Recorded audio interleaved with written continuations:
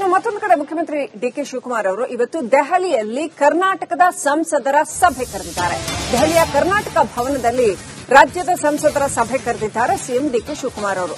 ಮೊದಲನೇದಾಗಿ ಬಹಳ ಇಂಪಾರ್ಟೆಂಟ್ ಆಗಿರೋದು ಕಾವೇರಿ ಇಶ್ಯೂ. ಈ ಸಾರಿ ಎಷ್ಟು ಮಳೆ ಆಗಬೇಕಾಗಿತ್ತು ಅಷ್ಟು ಮಳೆ ಆಗಿಲ್ಲ. ಹಾಗಾಗಿ ಮುಂದಿನ ದಿನಗಳಲ್ಲಿ ಕಾವೇರಿ ವಿಚಾರದಲ್ಲಿ ಸ್ವಲ್ಪ ಸಂಕಷ್ಟದ ಪರಿಸ್ಥಿತಿ ನಿರ್ಮಾಣವಾದರೆ ರಾಜ್ಯದ ಪರವಾಗಿ ಧ್ವನಿ ಎತ್ತಬೇಕಾಗುತ್ತೆ. ಹಾಗಾಗಿ ಆ ಕುರಿತಾಗಿ ಮನವಿ ಮಾಡ್ತಾ ಇದ್ದಾರೆ ಅಂತ ಹೇಳಲಾಗಿದೆ ಮುಖ್ಯಮಂತ್ರಿಗಳು. ರಾಜ್ಯದ ಸಂಸದರಿಗೆ ರಾಜ್ಯದ ಸಮಸ್ಯೆಗಳ ದೆಹಲಿಯಲ್ಲಿ ನಮ್ಮ ಎಲ್ಲಾ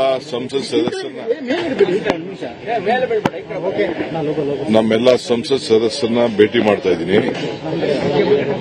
ಅವರಿಗೆ ರಾಜ್ಯದ ಬರ ಪರಿಸ್ಥಿತಿ, ನೀರಿನ ಪರಿಸ್ಥಿತಿ, ಕಾವೇರಿ ಇಶ್ಯೂ, ಮಾದಾಯಿ, ಮೇಕೆದಾಟು, ಕೃಷ್ಣ ಇವೆಲ್ಲ ವಿಚಾರ ಕೂಡ ಅವರಿಗೆ ಮಂದಟ್ಟು ಮಾಡಿಕೊಡ್ಬೇಕಾಗಿದೆ. ಅನೇಕ ಪ್ರಾಜೆಕ್ಟ್ಗಳಿದೆ. ನಾನು ಮುಖ್ಯಮಂತ್ರಿ ಆದ್ಮೇಲೆ ಎಲ್ಲ ನಮ್ಮ ಸಂಸತ್ ಸದಸ್ಯರು ಕೂಡ ಭೇಟಿ ಮಾಡಿ ಅವರು ಯಾವುದಾದ್ರು ವಿಚಾರವನ್ನ ಒಟ್ಟಿಗೆ ತೆಗೆದುಕೊಳ್ಬೇಕು ಅಂತೇಳಿ ಅವರು ಕೂಡ ಮನವಿ ಮಾಡ್ತಾ ಇದ್ದೀನಿ. ಸೊ ಆ ದೃಷ್ಟಿಯಿಂದ ಇವತ್ತು ಹೋಗ್ತಾ ಇದ್ದೀನಿ. ಕ್ಯಾಬಿನೆಟ್ ಅವೆಲ್ಲ ಆತರದಲ್ಲಿದ್ದೀರಿ.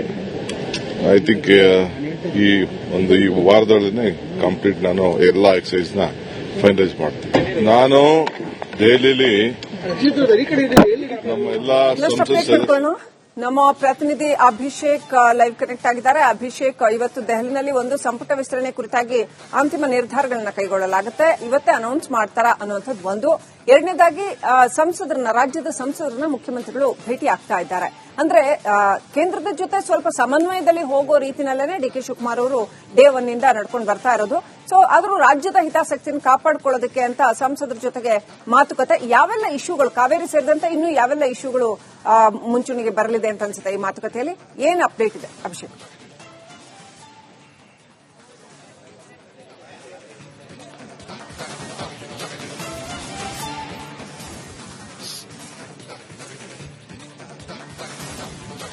ಜಲಸಂಪನ್ಮೂಲ ಸಚಿವರು ಹಾಗೂ ಕಂದಾಯ ಸಚಿವರು, ಮುಖ್ಯಮಂತ್ರಿಗಳು ಸೇರಿದಂತೆ ಬಹುತೇಕ ಸಚಿವರು ಸರ್ಕಾರವನ್ನು ರೆಪ್ರೆಸೆಂಟ್ ಮಾಡ್ತಿರೋರು ಡ್ಯಾಂಗಳಲ್ಲಿ ನೀರು ಡೆಡ್ ಸ್ಟೋರೇಜ್ ಹಂತವನ್ನ ತಲುಪಿದೆ. ರಾಜ್ಯದಲ್ಲಿ ಆಗಬೇಕಾದಂತ ಮಳೆ ನಿರೀಕ್ಷಿತ ಮಟ್ಟಕ್ಕೆ ಆಗಿಲ್ಲ. ಮುನ್ಸೂಚನೆ ಕೂಡ ಮಳೆ ಆಗುವಂತೆ ಕಂಡು ಬರ್ತಿಲ್ಲ. ಬರಗಾಲ ಪೀಡಿತ ಪ್ರದೇಶ ಅಂತ ಘೋಷಣೆ ಮಾಡಬೇಕು ಅಂತ ಈಗಾಗಲೇ ಕೇಂದ್ರಕ್ಕೆ ಪತ್ರವನ್ನು ಬರೆದಿರುವಂತದ್ದು ಪ್ರಧಾನಿಗಳಿಗಾಗಿರಬಹುದು. ಅದರ ಜೊತೆಗೆ ಇನ್ನೊಂದಿಷ್ಟು ಸಚಿವರಿಗೆ ರಾಜ್ಯದಿಂದ ಪತ್ರವನ್ನ ಬರೆಯಲಾಗಿದೆ. ಆದರೆ ಇಲ್ಲಿಯವರೆಗೂ ಯಾವುದೇ ರೀತಿಯಾದಂತಹ ಸ್ಪಂದನೆ ಬಂದಿಲ್ಲ. ಎಸ್ಡಿಆರ್ಎಫ್ ಫಂಡ್ ರಿಲೀಸ್ ಮಾಡಿ ರೈತರಿಗೆ ಅನುಕೂಲ ಮಾಡಿಕೊಡುವಂತದ್ದು ಒಂದ್ ನಿಟ್ಟಿನಲ್ಲಿ ಆಯ್ತು ಅಂದ್ರೆ ಎನ್ಡಿಆರ್ಎಫ್ ಫಂಡ್ ಕೂಡ ಕೇಂದ್ರದಿಂದ ಬರಬೇಕಾಗಿದೆ. ಎನ್ಡಿಆರ್ಎಫ್ ಫಂಡ್ ಬರಬೇಕು ಅಂದ್ರೆ ಒಂದಿಷ್ಟು ಮಾರ್ಗಸೂಚಿಗಳಲ್ಲಿ ಬದಲಾವಣೆ ಆಗಬೇಕಾಗುತ್ತೆ, ಅಥವಾ ಈಗಾಗಲೇ ಹಾಕಿಕೊಟ್ಟಿರುವಂತಹ ಚೌಕಟ್ಟನ್ನು ಒಂದಿಷ್ಟು ಸಡಲೀಕರಣ ಮಾಡಬೇಕಾಗುತ್ತೆ. ಈ ಕಾರಣದಿಂದಾಗಿ ಕೇಂದ್ರಕ್ಕೆ ಪತ್ರವನ್ನ ಬರೆದಿರುವಂತಹ ರಾಜ್ಯದ ಸಚಿವರು ಇವತ್ತು ಸಂಸದರ ಮೇಲೆ ಒತ್ತಡವನ್ನ ಹೇರುವಂತಹ ಕೆಲಸವನ್ನ ದೆಹಲಿಯಲ್ಲಿ ಮಾಡ್ತಿದ್ದಾರೆ. 6 ಗಂಟೆಗೆ ಕರ್ನಾಟಕ ಭವನದಲ್ಲಿ ಸಿಎಂ ಆಗಿರಬಹುದು, ಕಂದಾಯ ಸಚಿವರಾಗಿರಬಹುದು, ರಾಜ್ಯದ ಆಲ್ ಪಾರ್ಟಿ ಎಂಪಿಗಳ ಜೊತೆ ಮೀಟಿಂಗ್ ಅನ್ನು ಕರೆದು ಯೂನಿಯನ್ ಗವರ್ಮೆಂಟ್ ಮೇಲೆ ರಾಜ್ಯವನ್ನ ರೆಪ್ರೆಸೆಂಟ್ ಮಾಡ್ತಿರುವಂತಹ ಸಂಸದರು ಯಾವ ರೀತಿ ಫ್ಯಾಕ್ಟ್ ಗಳನ್ನ ಪ್ರಸ್ತಾಪ ಮಾಡಬೇಕು, ಸಂಸತ್ನಲ್ಲಿ ಯಾವ ರೀತಿ ಧ್ವನಿ ಎತ್ತಬೇಕು, ಕೇಂದ್ರ ಸರ್ಕಾರಕ್ಕೆ ಯಾವ ಕಾರಣದಿಂದಾಗಿ ಒತ್ತಡ ಹಾಗೂ ಒತ್ತಾಯವನ್ನು ಹೇರಬೇಕು ಅನ್ನೋ ವಿಚಾರವನ್ನ ಮನದಟ್ಟು ಮಾಡಿಕೊಡ್ತಿದ್ದಾರೆ. ಒಂದು ವೇಳೆ ನ್ಯಾಷನಲ್ ಡಿಸಾಸ್ಟರ್ ರಿಲೀಫ್ ಫಂಡ್ ಬೇಗ ರಿಲೀಸ್ ಆಯಿತು ಅಂದ್ರೆ ರಾಜ್ಯದಲ್ಲಿರುವಂತಹ ರೈತರಿಗೆ ಅನುಕೂಲ ಹೆಚ್ಚುವರಿಯಾಗಿ ಆಗಲಿದೆ. ಮಳೆ ಬರದೇ ಇರೋದ್ರಿಂದ, ಮಳೆ ಬಾರದೆ ಹೋಗುವಂತ ಲಕ್ಷಣ ಕೂಡ ಕಾಣ್ತಾ ಇರೋದ್ರಿಂದ ರೈತರಿಗೆ ಬಾಕಿ ಪಾವತಿ ಅಂದ್ರೆ ಲೋನ್ ರಿಪೇಮೆಂಟ್ ಮಾಡೋದಕ್ಕೆ ಕಷ್ಟ ಆಗುತ್ತೆ. ದವಸ ಧಾನ್ಯಗಳನ್ನು ಶೇಖರಣೆ ಮಾಡ್ಕೊಳ್ಳೋದು ಕಷ್ಟ ಆಗುತ್ತೆ. ಅದ್ರ ಜೊತೆಗೆ ಮೇವಿನ ವಿಚಾರದಲ್ಲೂ ಕೂಡ ಕಷ್ಟ ಆಗುತ್ತೆ. ಈ ಇಷ್ಟು ಅಂಶಗಳನ್ನ ಎನ್ಡಿಆರ್ಎಫ್ ಅಂದ್ರೆ ಕೇಂದ್ರ ಸರ್ಕಾರಕ್ಕೆ ತಿಳಿಸಿ ಎನ್ಡಿಆರ್ಎಫ್ ಮುಖಾಂತರ ಆದಷ್ಟು ಬೇಗ ಬರ ಪರಿಸ್ಥಿತಿಯನ್ನ ಘೋಷಣೆ ಮಾಡಬೇಕು. ರಾಷ್ಟ್ರೀಯ ವಿಪತ್ತು ಅಂತ ಘೋಷಣೆ ಮಾಡಿದಂತ ಸಂದರ್ಭದಲ್ಲಿ ಒಂದಿಷ್ಟು ಅನುಕೂಲ ಯಾವುದೇ ರಾಜ್ಯಕ್ಕಾದ್ರೂ ಆಗುತ್ತೆ. ಆ ಅನುಕೂಲಗಳನ್ನು ನಮ್ಮ ರಾಜ್ಯಕ್ಕೆ ತರಬೇಕು ಅಂತ ಸಂಸದರ ಮುಖಾಂತರ ಸಂಸತ್ನಲ್ಲಿ ಒತ್ತಡವನ್ನು ಹೇರಿಸುವಂತಹ ಕೆಲಸಕ್ಕೆ ಇವತ್ತು ಸಿಎಂ ಡಿಕೆ ಶಿವಕುಮಾರ್, ಕಂದಾಯ ಸಚಿವರು ಹಾಗೂ ಡಿಸಿಎಂ ಆಗಿರುವಂತಹ ಪರಮೇಶ್ವರ್ ಅವರು ಮುಂದಾಗಿರುವಂತಹ ಸಂಜೆ 6 ಗಂಟೆಗೆ ಈ ಒಂದು ಸಭೆ ನಡೆಯುತ್ತೆ.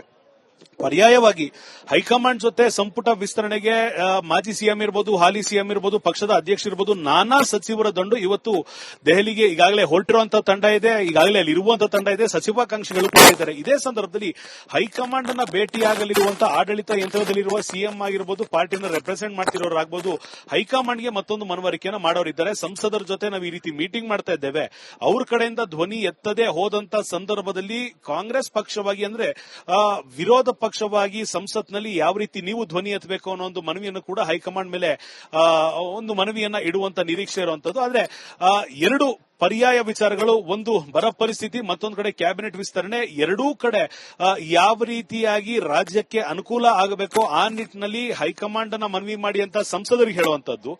ಹೈಕಮಾಂಡ್ ಅನ್ನ ಖುದ್ದು ಕಾಂಗ್ರೆಸ್ ನಾಯಕರು ಮನವಿ ಮಾಡಿ ಸಂಸತ್ನಲ್ಲಿ ಧ್ವನಿ ಎತ್ತಿ ಅನ್ನೋದು ಎರಡೂ ಕೆಲಸಗಳು ಇವತ್ತು ನಡೆಯುವಂತ ನಿರೀಕ್ಷೆ ಇದೆ. ಶ್ರೀಲಕ್ಷ್ಮಿ.